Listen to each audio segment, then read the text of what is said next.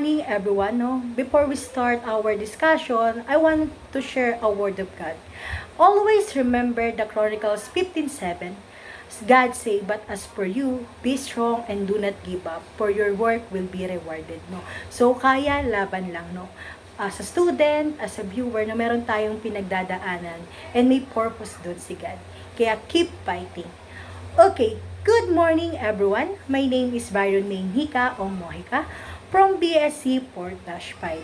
Today, I will discuss about the topic of website. So, may idea ba kayo kung ano yung website, ano yung purpose niya, ano yung function niya, no? Ano yung kahalagahan niya in our daily lifestyle. At the end of the discussion, the student should learn and define website and its future. The second one is know the brief history of website. The third one is differentiate the web browser, website, and web page. The fourth one is explain the website classification according to style. The fifth one is explain the types of website according to function. And lastly is know the website pros and cons. So, ito yung pag-uusapan natin mamaya at ito yung i-discuss ko for you to learn what all about website. Now, what is the definition of website? A website is a place on the internet where you can easily post information about yourself, your business, or your topics you're passionate about. It's like having your own corner of the web to showcase your ideas and connect with others. Whether you're looking to share knowledge, sell online, communicate with others, learn something new, or simplify having a fun, websites serve a variety of purposes. To access a website, users need a device with a web browser like laptops, smartphones, or tablets along with the internet connection. No? So, lahat naman tayo meron na yan ay na-access na natin yan. Okay, now, let's proceed to features of a good website. No? So, malalaman natin ano ba yung mga features ng a good website. First is mobile friendliness. Over 70% of users access the internet via smartphone. So, a mobile-friendly website is essential.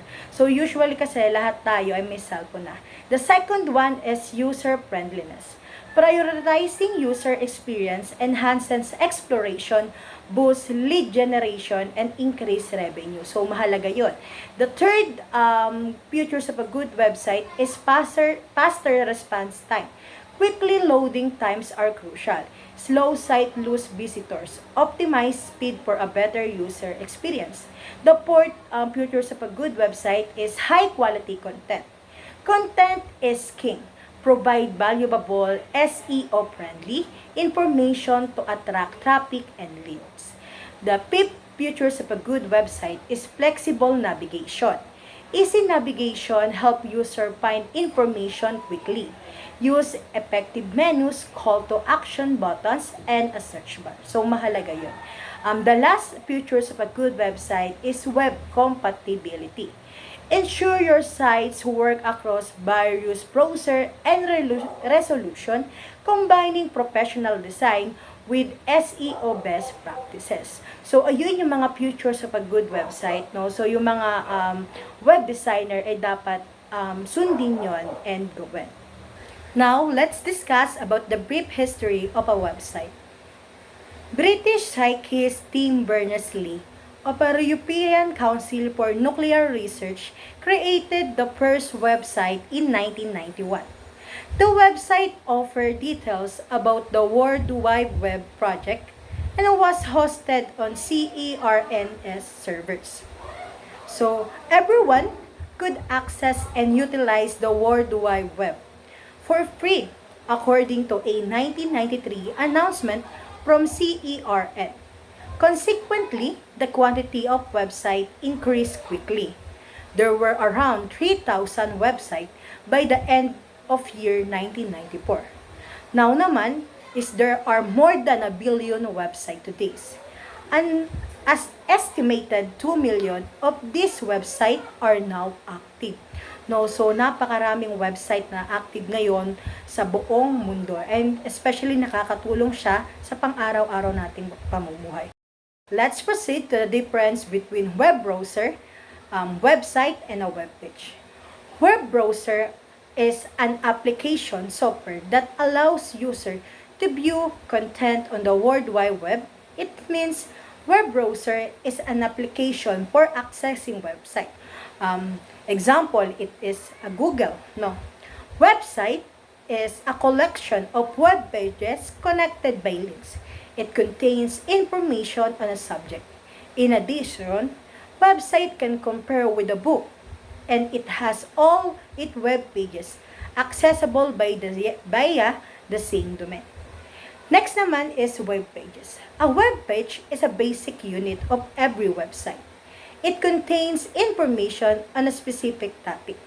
Additionally, web page can be compared with a single page of a book. And all of them are online platform. All of them are accessible by using of our cell phone, computer, and laptops, no, with the use of our internets, no. So malaki yung natutulong sa atin ng websites. Let's proceed to website classification according to style. So meron tayong two types of website according to style. First is a static website. A static website is a site where the contents is fixed and does not change unless manually updated. Each page is a separate HTML file and the content is the same for every visitor. These sites are typically simple, fast loading, and don't require server-side processing. So, fixed siya and same siya for all visitor pag binisit mo. The second one is dynamic website. A dynamic website is a site where the content can change based on user interaction, time, or other factors. The pages are generated in real time using server-side scripting languages, allowing the personal and interactive content. These sites are connected to database to manage and display content dynamically. So, hindi siya katulad ng static dito, mas marami kang ginagawa, marami kang na-enjoy, no? Now, after the discussion of the type of website according to style, now let's discuss about the type of website according to function. So, marami-rami din to. The first one is informational website. No, these informational website are created to convey specific and helpful information to particular users or audience. No, so that the visitors learn something new or understand a topic better. For example, is ABS-CBN website, no, nag-i-indicate ng weather, discussion about weather, mga balita na nangyayari sa ating paligid. So, nakakuha tayo ng information. The second one is entertainment website. Entertainment website tend to place an added emphasis on user experience. They are designed to be easy to navigate and frequently updated to ensure that user keep earning back more for more information. For example, is YouTube, no, yung lagi nating pinapanood doon. So, nakakuha rin tayo ng information at nag-e-enjoy tayo. Next is e-commerce website. The primary of an e-commerce website is to sell products and service to online user online. So, Shopee website, Lazada website. So, applicable sa atin niya. Shein. So, yun. Service-based business website, known as company website. Their primary purpose is to convince visitor that they should become customer. So, napaka-helpful din niya. Tsaka usually yung company website din is to engage yung mga pwede pumasok sila. Next is blog. Provides regular update content. The primary purpose of blog is to provide regular content to a user. Blogs are usually run by as individual or small group. Writer is an informal or conventionalist type. Next naman is social media website. The purpose of social media websites is to make easy connection and communicate and share with friends, family, co-workers, acquaintances, and some cases stranger. So for example, Facebook, so napapadali yung communication natin at pag-share ng information. So next naman is government website. Government website are meant for digital interaction between a citizen and their government. So dito tayo na-update ang government kung anong nangyayari at ano yung mga process, ano yung na-improve, and anything. Next is non-profit organization website. Non-profit organization website are created for the interaction of the members with the non-profit organization. For example is yung Angat Buhay NGO, wherein you can visit their website and see kung paano ka makaka-help them, paano ka makakapag-contribute, how you become a volunteer, a member. So, bibisit mo yung mga website. Now, let's discuss about the pros and cons of a website. So, meron siyang kabutihan, meron namang negative, no? I-discuss natin siya ngayon. So, the pros of a website is, it is a wider audience, no? Pangkalahatan siya, pwede siyang i-access ng lahat. The second one is unlimited information. Isa siyang pros ng website. So, marami tayong nakukuhang information na nakaka-help sa ating buhay. 3 is bridging the culture gap. No, napapagbuklod-buklod tayo. The fourth one is communication. The 5 one is follow your passion. 6 is jobs. So, nakakuha tayo ng jobs, nabibigyan tayo ng jobs. 7 is banking. Through transaction, mas napapabilis. 8 is time saving. So, napaka-importante niya. Mas napapadali lahat ang pamumuhay natin. 9 is cost-effective marketing. 10 is payment and withdrawal of money. And lastly is endless entertainment. The cons naman po ng website or yung mga negative niya is the first is risk privacy. The second one is encourage illegal activity. Ito yung mga cybercrime, pornography na binibenta sa mga iba. So, example siya. Third is dependence and less productive. The fourth is increased expenses. 5 our children are vulnerable and exposed. So, ayan. So, mga kabataan ngayon kasi naggagamit din ng website and na-expose sila sa mga masasamang gawain or masasamang tao. Online addiction, no? Unable to socialize, no, napipigilan yung pakipag-socialize natin kasi meron na nga tayong internet.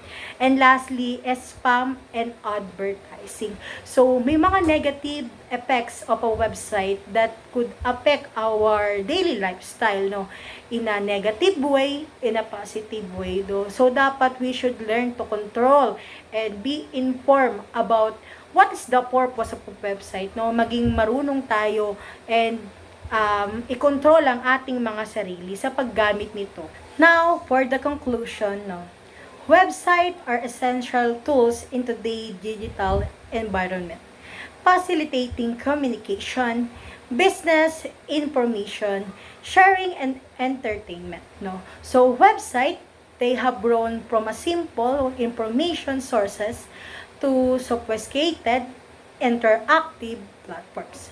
Effective website, no, requires a combination of well-crafted content, good design, accessibility, and responsive performance. Despite the numerous advantages, website also have potential downsides such as privacy risks and possible misuse, no, so that we should be knowledgeable, no, regarding sa website kasi alam naman natin it is useful in our daily lifestyle. Maging maingat tayo sa paggamit and alamin yung mga purposes. That's all. Here are my references regarding to this subject. You can visit it. Thank you and God bless. I hope meron kayo sa aking naintindihan and naunawaan and nakapag-share ako sa inyo ng knowledge about website. Always remember, you are responsible of everything you post and everything you post will be a reflection of you. It was stated by Germany Kent, no? That's all. Thank you.